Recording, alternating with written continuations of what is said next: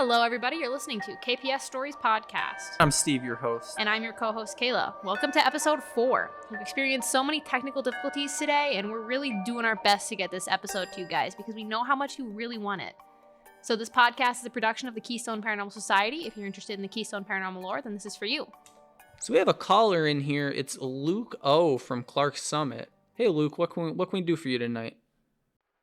So, do you guys have any stories about ghosts that aren't from Keystone? We have a lot of them. And we actually have a special guest in the studio tonight. Nadine's here with us today to talk about one of the first KPS investigations. As a matter of fact, it wasn't even the KPS yet. It was just me, Nadine, and our other friend Tiffany. And it all started when Nadine got a call from her dad, retired police detective and paranormal investigator Mark Keiss. My dad, Mark, is the head investigator of the Pennsylvania Paranormal Association, and his buddy Steven owned a chunk of the Blakely Poor Farm. And he got news one day that it was deemed uninhabitable for human life. So they decided to close it down. And he was pretty upset about that. So he wanted some documentation so he could remember the poor farm for what it was in all of the history. I'm a photographer, so my dad called me up and he asked me if I would be interested, and I instantly said yes. I was super excited. I'm very interested in the paranormal, and I was also just excited to be able to photograph this cool historical building. So I went in about a week prior and I got to look around. I took photos with my dad and the owner. And then at the end of my visit, I asked if I could invite some of my friends over to investigate with me. And I invited Steve and Tiffany. So the day came to go into the building. And we went over there. I think we got there as noon, 1. It was early afternoon. Yeah. It's important to note that it was broad daylight throughout this whole event. Because everybody always says that ghosts only come out at night, but that's not necessarily true at all. Definitely not. So we go in there, and Steven, the owner, is waiting for us outside. And, he gives us warm handshakes and takes us into the building. He shows us up to his office, and we're all sitting there, and he's telling stories about the company that's there now, and the building itself, the state is coming to tear it down at the end of the month, whole thing. And he basically says to us, take as many pictures as you want. I'll give you a brief tour, and then I'll let you roam around a little bit if you want. But first, I need you to sign these waivers. He was like, I don't think you guys would sue me, but I can never be too careful. Because an underrated risk factor of any paranormal investigation is that even if there are no ghosts, you're in old buildings that are typically falling apart. And one misstep, you're going through a floor or something. That's not good for anybody, especially a building owner. It's kind of like the time Professor Joe fell through the floor in Capwell. But maybe that's another episode for another show. So we're sitting in the office, and Steven's telling us about the company that's currently working there and why they left. He basically says it's a Japanese car company. They do maintenance and repairs and all that kind of stuff. Most of his own work was in the field of auto body repair diagnostics. And he was telling us that the company that took over the space wouldn't even go in half of the building because they were afraid of it. And he would say stuff like they would come in here in the morning, on a Monday after the weekend, and all their stuff would be reorganized. And by reorganized, they mean all their files are strewn on the floor. They would be sitting in the office like the whole team that's working at the end of the day, and they'd hear doors slamming shut above them. Stuff like that, and it freaked them out. So they didn't renew the lease. He couldn't get anybody else to come in. And as Nadine said, it was not fit for humans at this point. It was in quite the state of decay when we went through it. The image I always have in my mind is dead starlings. So if you live in a city, you know European starlings, those little black birds that get in everywhere and make a mess. Well, I saw a starling in every state of decay, from died yesterday to died 20 years ago, in the course of going through the building that afternoon. So he's telling us all these stories about the building was an insane asylum for years. Then it was a lab where they did animal testing. He's telling us all these kind of stories. And as the three of us, or the four of us, including Tiffany, she couldn't be with us here this afternoon to record. The four of us are sitting in the office. We could just hear something like shuffling around upstairs. And we all pause, and he just laughs. And he's like, yeah, this is pretty standard when I'm working in here. Like, you get used to it after a little bit. Okay. So we go upstairs, and it is a dark hospital-type building. This building was on the show, was it Ghost Hunters, I think? I have no idea. Like years ago, the Animal Planet one. The Animal Planet one is The Haunted. The Haunted. I know a bunch of them were in there because there's long-standing stories. So we go upstairs, and he's showing us around, and it's just a creepy place, for lack of a better term. There was something about it. It just had a vibe to it. Very heavy. Yes, that's a good way to put it. It was like the air was thick. It felt like if you ever walk into a building and immediately know you don't belong. It's almost like if you walk in on something you're not supposed to see. And now you can't leave. You're stuck there. That's kind of how it felt. So he's taking us around. He's showing us the various rooms. He's showing us the old bathrooms and stuff. And there's one that was real weird. There's like burn marks all over the wall. Yeah, and an old bathtub in the middle of the floor. And he says it's actually not a bathtub. It was a fume hood. Mm-hmm. And somebody was in here doing tests one day and the chemicals blew up and they died. And normally I would just laugh and blow off a story like that, but there's the burn marks on the wall. That was kind of messed up. So he's walking us around. He's telling stories about it. And we get to the stairwell on the far side of the building. And it was weird because it was like just the time of day it was. The way the building was set up, there were like 3 different parts to it. So there's like the wing on the left side, the long ass hallway, and then the wing on the right side. The right side's completely dark. So we're standing on the far end of the hallway. You can see the pictures on the KPS Facebook page. Like them up today, leave a comment maybe. And we're looking down this hallway and it's just completely dark.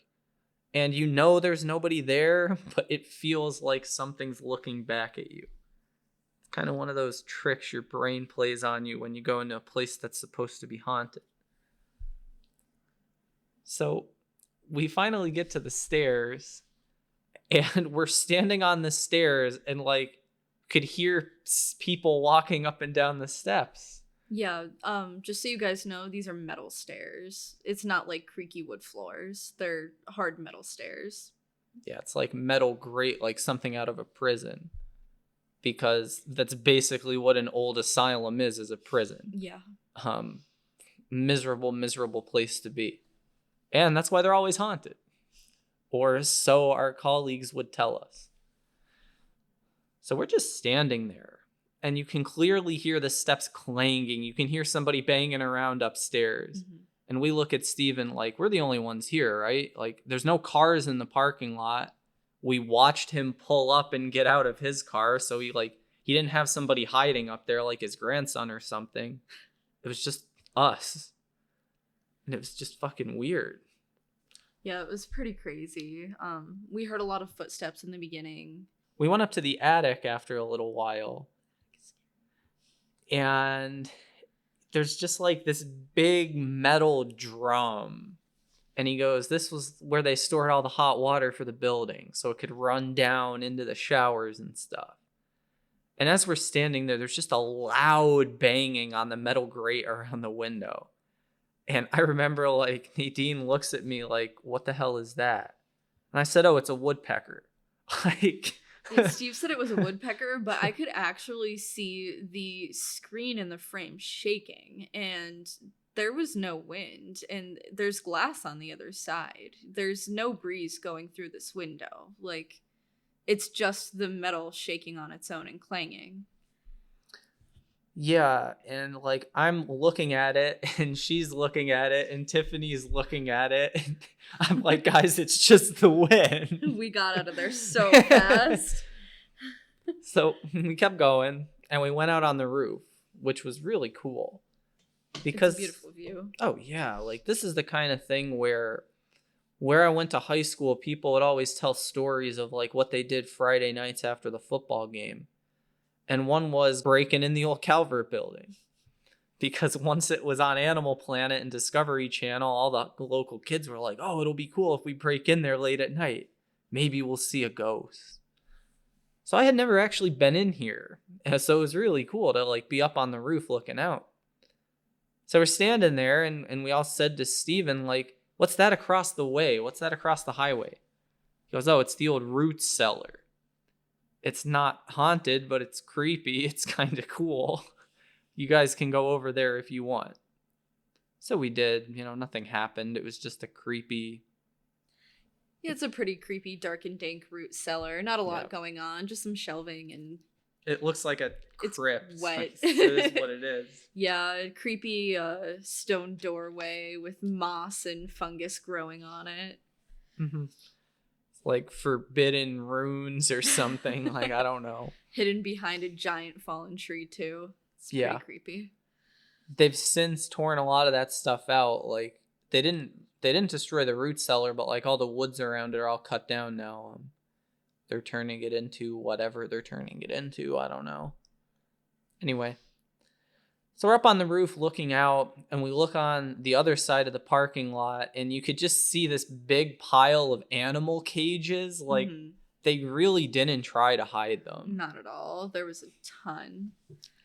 They're just like rabbit cages and mouse cages and probably monkey cages. I don't know exactly what went on. During my first trip there, I actually found a box full of all of these slides of photos of the mouses in the lab being tested on. It was pretty crazy to see. Yeah, I mean, regulations have changed a little bit since then. You can't do a lot of this shit anymore. Whether that's for good or ill is up to the listener. So there was also an elevation marker in the back because it was when they would try to convince families to bring their insane loved ones to this place, they basically made a brochure that was like a brochure for a college, where it's like a picture of people like in this shitty hospital room beds, like looking like they're nuts, and it's like state-of-the-art comforts are available 24/7 in our new facility. Then it's a picture of the pond across the street, and it's like crisp mountain air can soothe the passions. And it's all this stuff. Like, it was wild.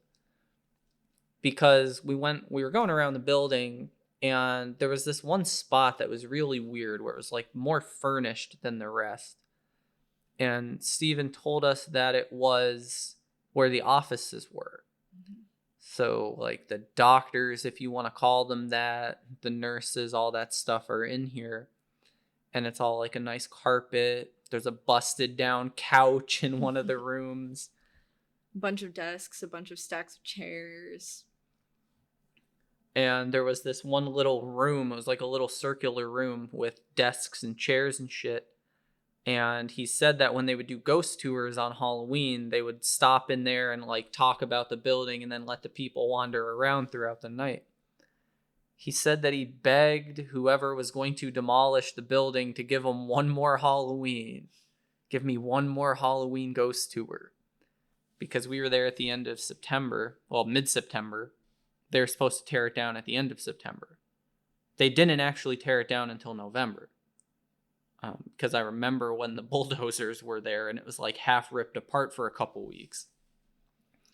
Anyway. while we were over there, he was telling us this story about when delivery men would come to the place and they'd be ringing the doorbell and stuff, but no one's there to answer it. And they would call him and be like, hey, your guy is standing up in the window looking down at us, but he's not answering the bell. He's not coming down here. Can you like page him down? Like, we need to get on our way. Like, we got other stops we need to make. And he would just tell them, you know, I'm the only one here. There's no one up in the window. There's no one else working. And he had a number of stories like that of just various creepy events occurring. But the one that kind of fucked me up the worst was when we went in the basement. Just because it was another one of those cases of knowing you're not supposed to be somewhere. Because to me, at least, it's dingy, it's dark, there's no windows, there's like remnants of cages like in the corners of the room kind of thing. It was just a very dodgy place. And you could feel as soon as you walked in that bad stuff had happened there. You know. Yeah, down in that basement, there's this long hallway that's just full of shit. It's old boards and decaying wood, just a ton of crap. And then you actually get into the main building, and there's isolation cells. There's just these tiny concrete rooms with wooden doors with a single peephole that you could see out of them. No bars, no windows, nothing. Just very dark and eerie. Yeah, the kind of place where some kind of terror definitely happened in the past.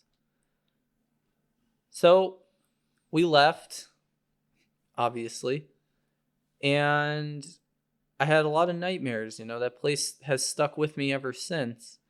And it's one of the major reasons why the KPS is not really a ghost hunting group per se. Once you experience a lot of these things, you kind of wish that you hadn't. They definitely stick with you in a way that sometimes you wish they wouldn't. Yeah, in a lot of ways, I wish we didn't go in there. But at the same time, you know, now I at least know what was in that building after all those years. Definitely an eye-opening experience. So what I would recommend to all of our listeners, other than subscribing to all of our social media channels, is just to be cautious. To just be respectful of whatever entities you might encounter. Because you never quite know who they are or what they want or whether they want you to be in their space. Just have to be aware of those things. So that's about all we have for tonight's episode.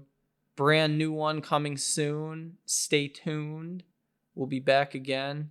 Nadine, thanks for coming on the show with us today. Yeah, thanks for having me, and thanks for listening.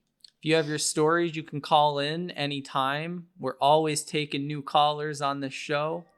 And I hope you all have a great night. Have a great night, guys.